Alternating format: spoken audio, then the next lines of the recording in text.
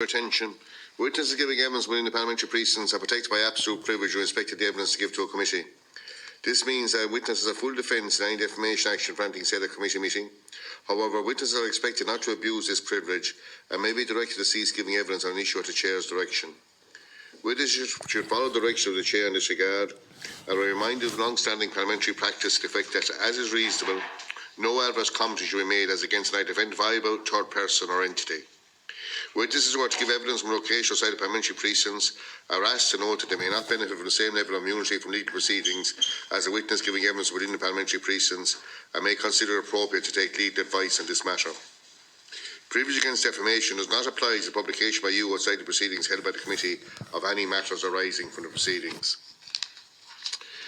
The environmental impact of local emissions. The committee will hear today from the following: Mr. Brennan, the landowner and farmer in question, Mr. Matt Dempsey, Mr. Pádraig Walsh, Mr. Jim Criddy and Mr. Michael Lamb, who is appearing remotely. As this is a fairly, I suppose this is a case that is fairly complex and is going back over a period of time. I'm going to allow Mr. Brennan and the witnesses to give a fairly detailed summary of the case.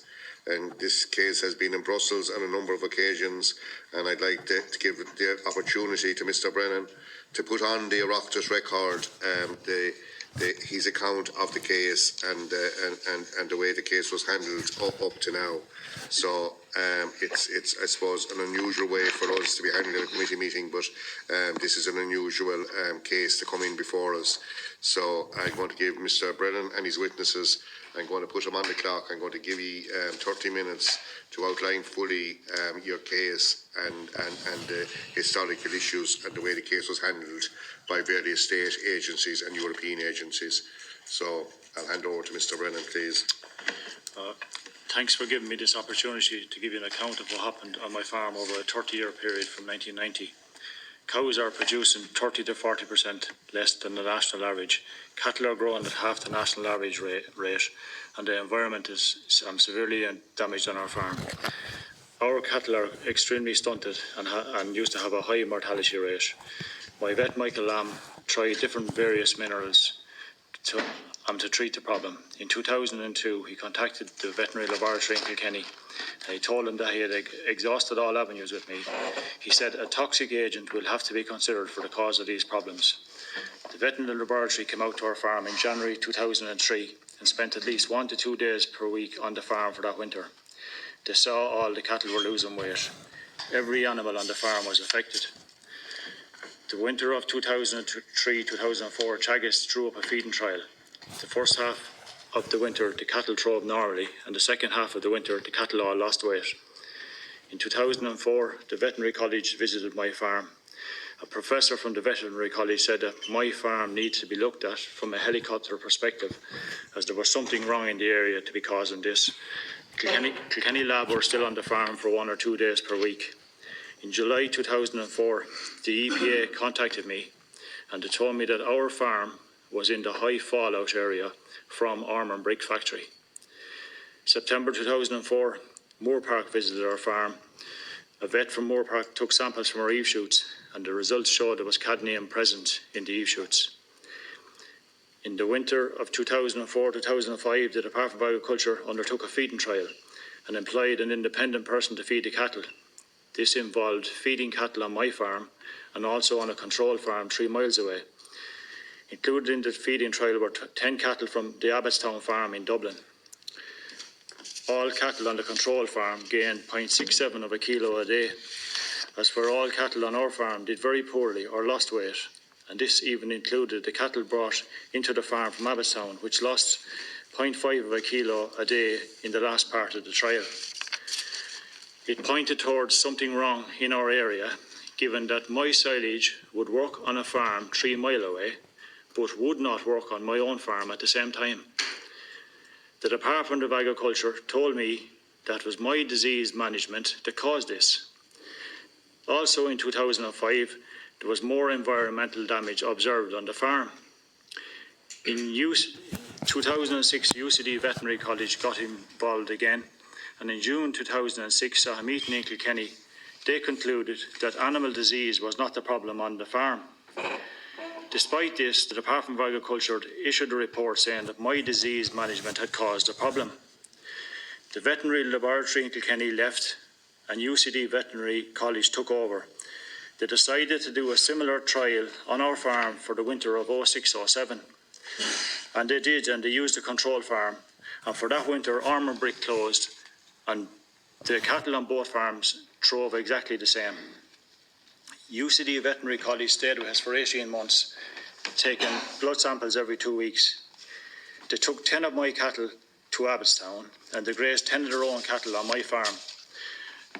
The trial went on for 16 months. While the factory was open, the cattle were gaining 0.21 of a kilo a day, versus when the factory was closed, the cattle were putting on 0.78 of a kilo a day. The vet college contacted, Jim Crilly contacted the vet college in 07, and he told them to test the bloods for cadmium.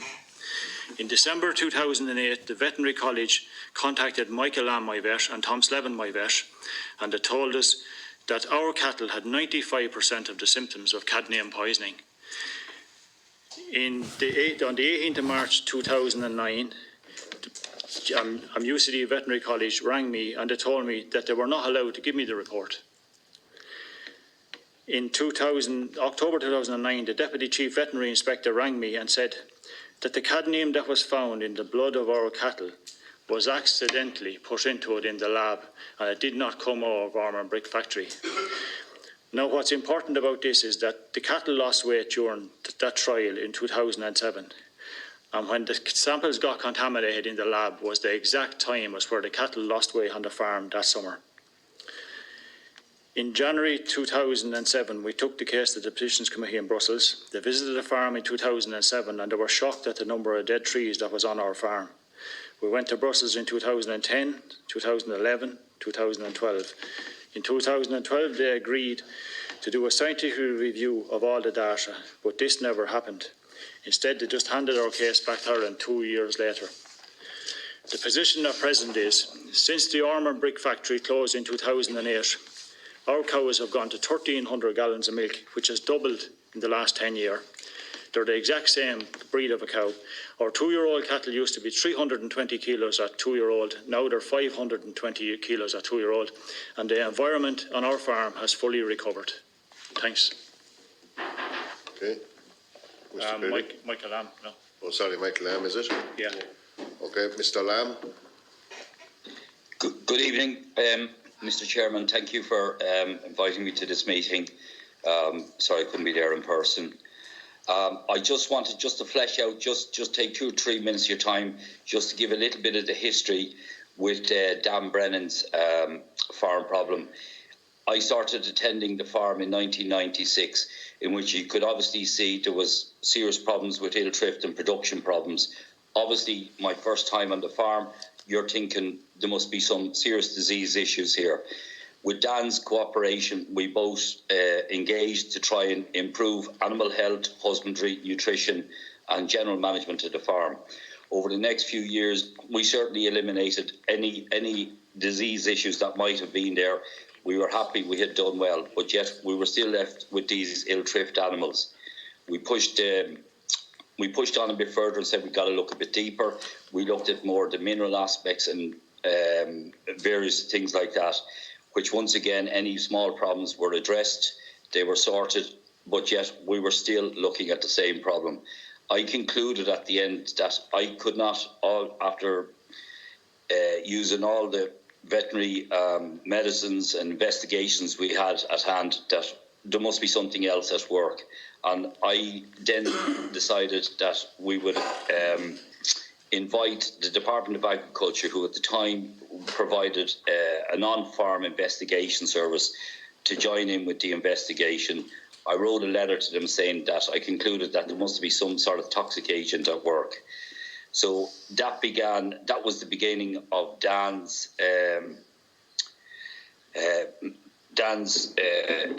engagement with many third parties, including the Department of Agriculture, the Veterinary College, the EPA, visitations to TDs, visits to Europe, the Petitions Committee, etc.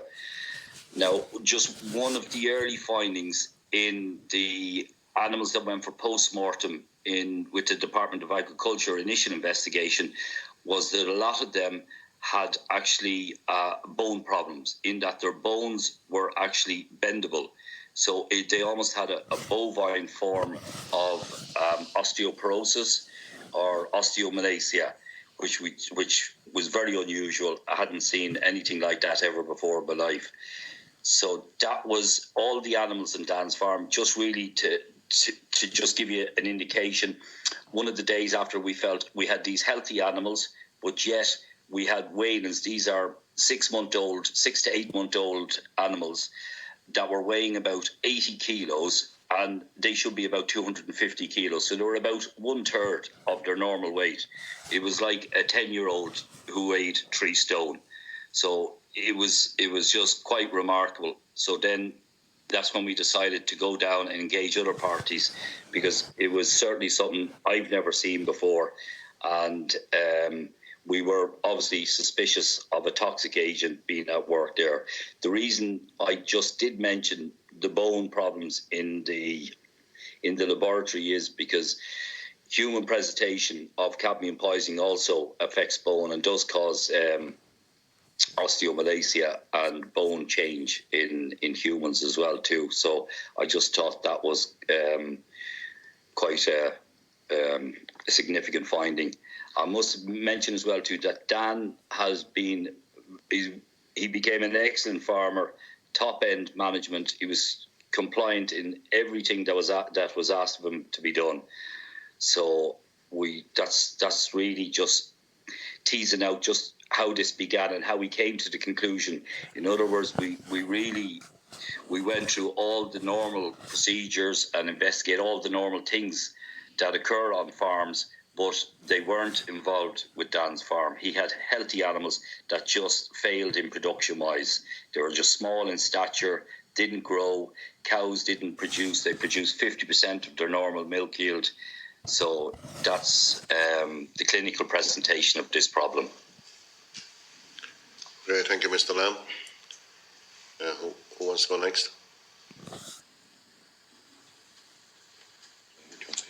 Thank you very much, Chairman. From a Farmers Journal point of view, I was the editor at the time, and Pádraig Walsh was the president of the Irish Farmers Association, and I'm delighted to have the opportunity to give my views and experiences simply as an observer to all of this, Chairman and deputies. So Pádraig rang me up one day and said that there was a farm in Kilkenny that he thought was extraordinary, and I might find it interesting if I went down. I went down to Castlecomer and brought our chief photographer with me. And what was there I had never seen in my life. Not just that the cattle were stunted, with 2-year-old cattle looking like they were 6 months, except with very swollen, artificially large heads for the rest of their body. The records of the farm showed that 70 calves had died in the space of 4 years from just 40 cows. Production was extremely low as regards milk yield, and cows did not calve down until they were 3 years of age. This was all simply observation. I was there just from the Farmers Journal, in that this was a farmer with evident problems. Obviously, the first thing you'd wonder is, was the farmer doing something really seriously wrong as regards husbandry, minerals, feeding, nutrition patterns. And I farm myself, and from an ag science point of view, I would have hoped that I wouldn't have become editor without having a view as to whether it was a good farmer or not that I was looking at. And I was really quite happy that the problem was not caused by the Brennan's actual farming practices. Coupled with that, it was very clear that there were botany problems. The problems of dying trees in the hedges were very clear. I knew Jack Gardner, who was I think he was Dean of Agriculture at the time. He was certainly Professor of Forestry, and he too had seen it. And I quoted him in the article saying that he could not identify any fungal, bacterial or insect pest, and is inconsistent as the problems, the vegetative problems are consistent with some kind of pollution. The Tagus Bill Costello I had known for years, was the Chief Agricultural Officer in Kilkenny, and again he came out very strongly. Now, normally in my experience, if there is a problem with a farmer, financial or emotional or anything else, the organisations will not speak bad of him, but neither will they come out very vocally in his defence. Whereas it was the opposite in this case, that his vets, the agricultural officer and the forestry professor all said there's something going on here that doesn't add up.